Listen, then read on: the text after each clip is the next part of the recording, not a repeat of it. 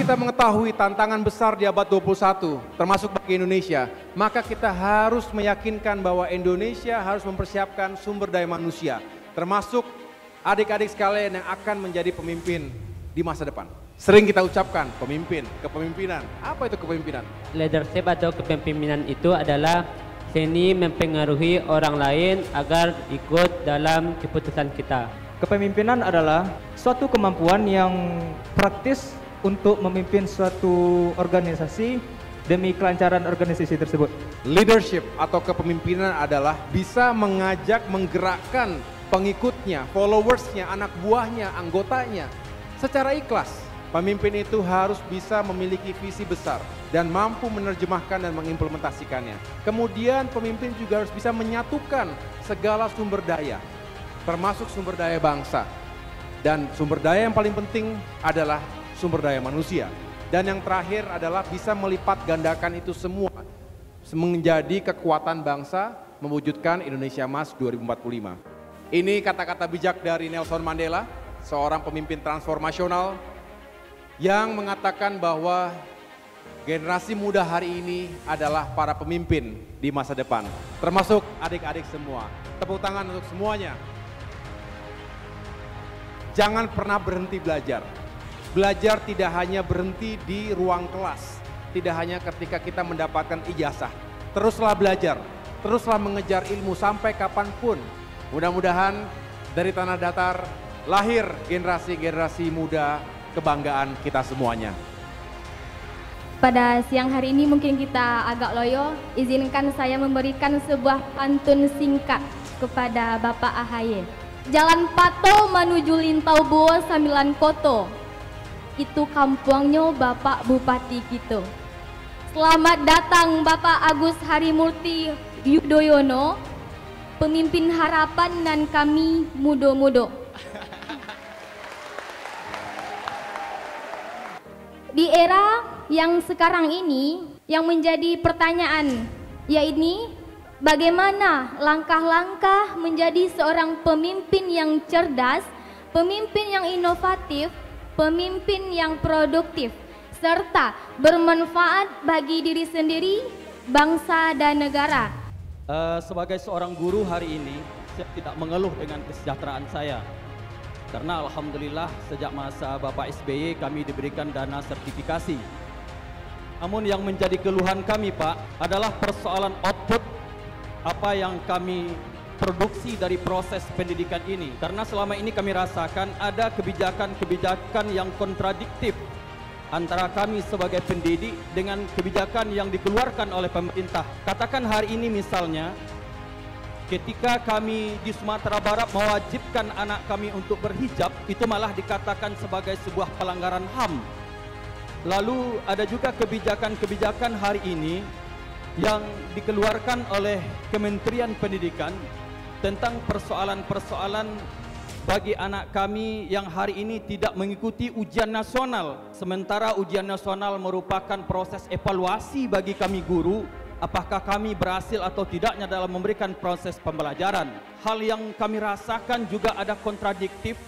Undang-Undang nomor 20 tahun 2003 itu Pak, mengatakan tujuan pendidikan nasional itu adalah membentuk karakter dan akhlak mulia bagi anak-anak kita. Tapi kok malah pemerintah mengurangi jam pelajaran agama dan budi pekerti di sekolah-sekolah umum. Apakah ini tidak kontradiktif namanya? Makanya hari ini kami ingin bagaimana pandangan dari Mas AHY tentang proses pendidikan hari ini. Mau dibawa kemana kebijakan pendidikan ini untuk bisa mewujudkan Indonesia Emas 2045? Bagaimana langkah-langkah kami, secara kami adalah generasi Z saat ini, untuk bisa menjadi generasi yang lebih bermanfaat, khususnya mungkin di masa era tahun 2024-5 nantinya. Bagaimana mewujudkan atau mempersiapkan pemimpin yang cerdas, inovatif, dan juga produktif. Menurut saya, atau mempersiapkan diri untuk menjadi pemimpin itu adalah sebuah kebutuhan. Karena setiap orang sejatinya adalah pemimpin. Pemimpin buat dirinya sendiri dulu. Kita sering diingatkan oleh orang-orang bijak bahwa yang paling berat bagi kita pertama kali untuk memimpin diri sendiri. Karena pemimpin itu yang paling bisa diikuti adalah ketika ia konsisten, satu hati, satu kata, satu perbuatan. Memimpin itu harus dengan ilmu. Ilmu itu harus dicari dan dipelajari. Pemimpin juga harus punya wawasan dan pengalaman. Oleh karena itu, kecerdasan di sini bukan hanya intelektual, tapi juga kecerdasan batin, kecerdasan emosional, kecerdasan spiritual, kecerdasan sosial. Jadilah pemimpin yang lengkap seperti itu.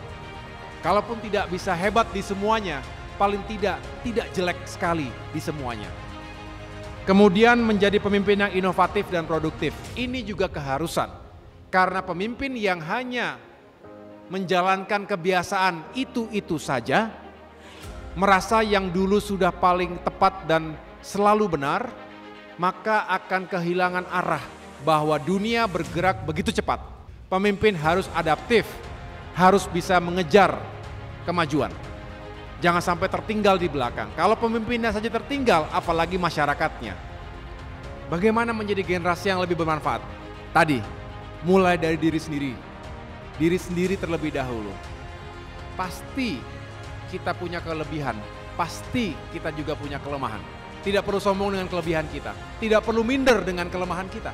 Nah, inilah spirit seperti ini yang harus juga diajarkan di sekolah, di bangku-bangku sekolah, di bangku-bangku kuliah.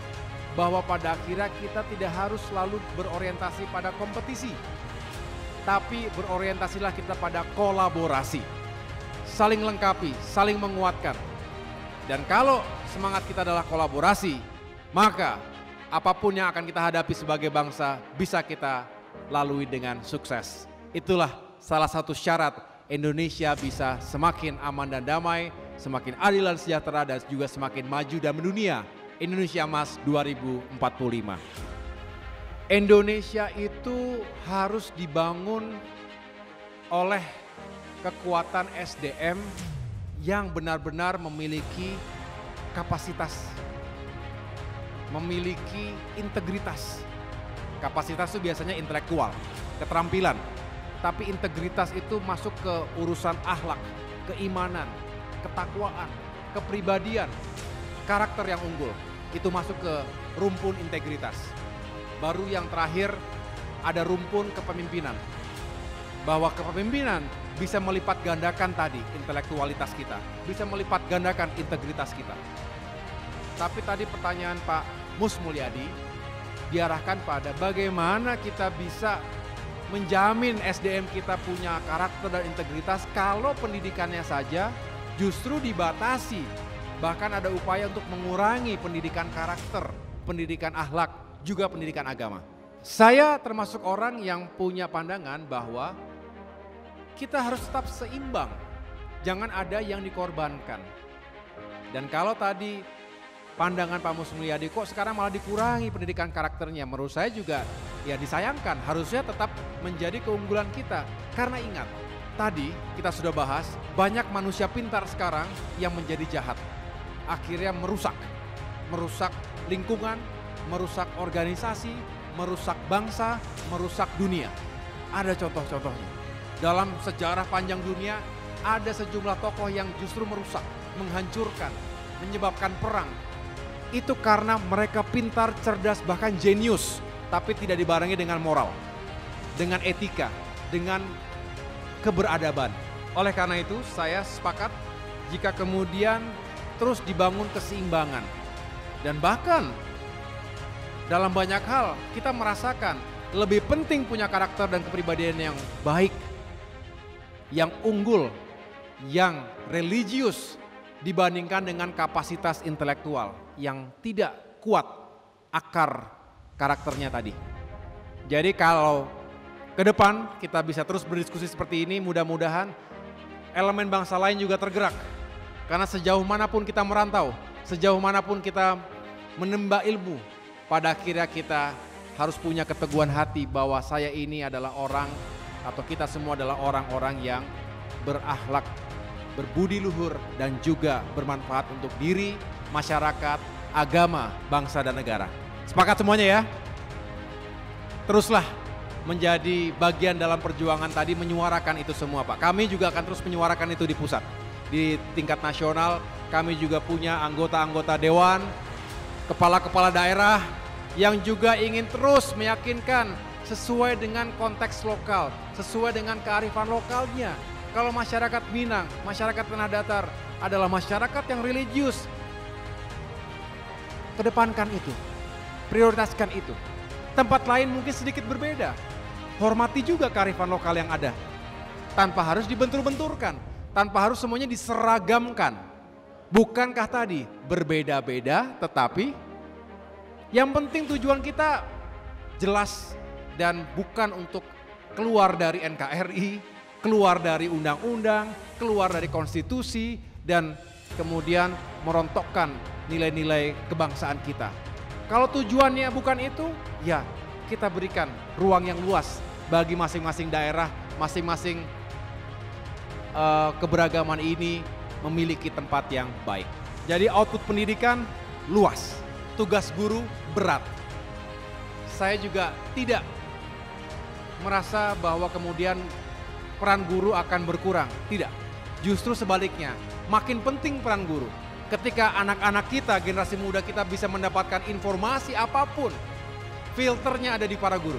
Kalau guru-guru juga tetap memiliki ilmu, wawasan, dan tadi kebijaksanaan, saya yakin anak-anak kita tidak akan salah arah. Tidak akan terjebak dalam arus disinformasi. Tidak akan menjadi generasi yang merusak atau menjadi generasi yang masa depannya suram. Karena para guru, para dosen, para kiai, para ulama, para ustadz ustazah juga memiliki peran menjaga anak-anak kita, generasi muda kita menjadi generasi yang mulia dan berkualitas. Kalau tadi Pak Bupati dan banyak sudah menyampaikan pantun, saya juga boleh menutup dengan pantun, boleh ya? Tapi ini spontan, saya nggak menyiapkan ini. Jalan-jalan ke Tanah Datar, jangan lupa ke Batu Sangkar. Apalagi ya? Semoga iman dan ilmu kuat mengakar, mewujudkan masyarakat yang maju dan sejahtera di Sumbar.